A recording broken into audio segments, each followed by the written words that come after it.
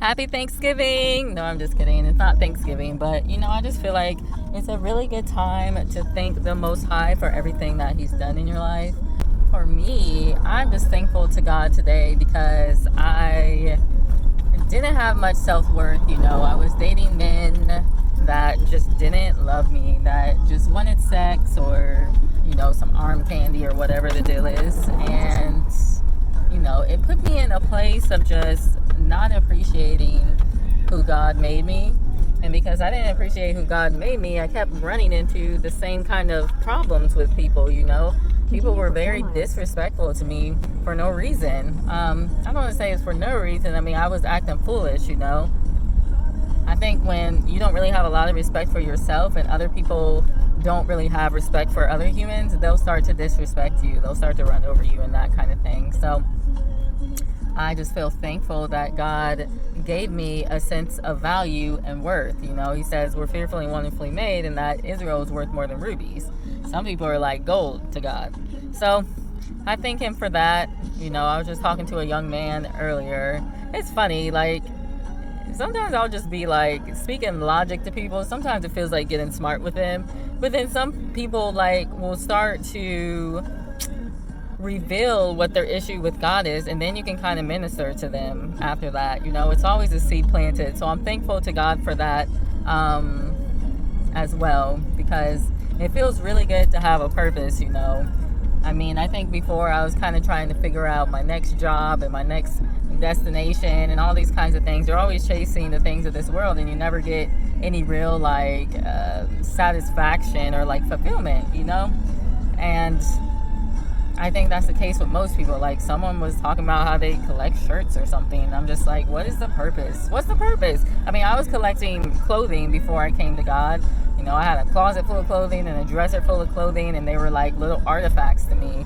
And then when I was overseas, I came to God, and God was like, get rid of all your clothing in your bag. I got rid of most of it. The things that He said keep, I kept, and the things He said get rid of, I got rid of.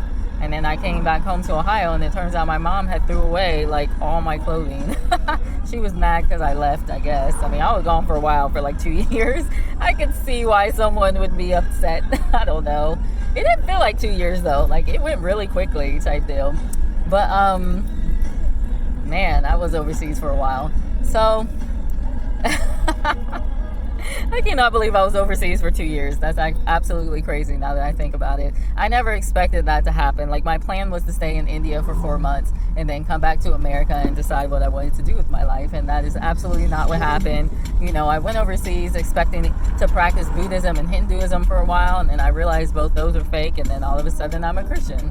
So anyway, I am thankful for God for chasing me down. He says He leaves the 99 and comes finds the one. And there's a song by some popular Christian church, and it talks about how He's always chasing us. He doesn't give up on us, I feel. So unless we're really doing some crazy nonsense, you want nothing to do with God and you're out sleeping with everyone, God might reconsider, because then you're being a harlot at that point. But it doesn't mean, because that's what happened to Israel too. In the book of Hosea, they were participating in harlotry, and God divorced them, but He also said He will come back later and come and get these people. He said these people that are not called my people, that will be called my people again. So anyway, that got off on a tangent. I'm thankful that the Father came and got me. He rescued me from all my sins. I hated men to an extent.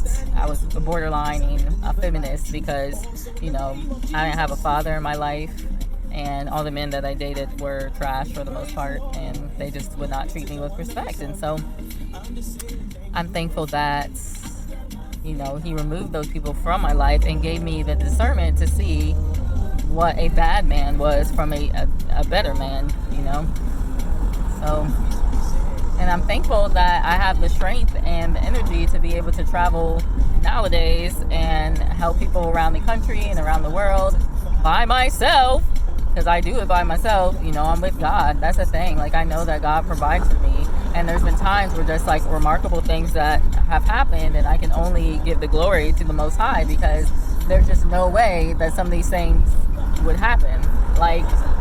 praying that I could sell my car with a transmission issue. You know, I got to the point where I was like, well, I'll sell it for 700 or 600 or something and then hope for the best. And then I said, well, let me just pray, because he said, ask and you shall receive. And so I ended up praying and handing it over to the Lord. And the next day, after I prayed, this guy popped up on Facebook and sent me a message and said, hey, I'll give you $1,100 for your car. I said, are you serious? So it was interesting because this guy, I had a gray 2006 Mazda 5.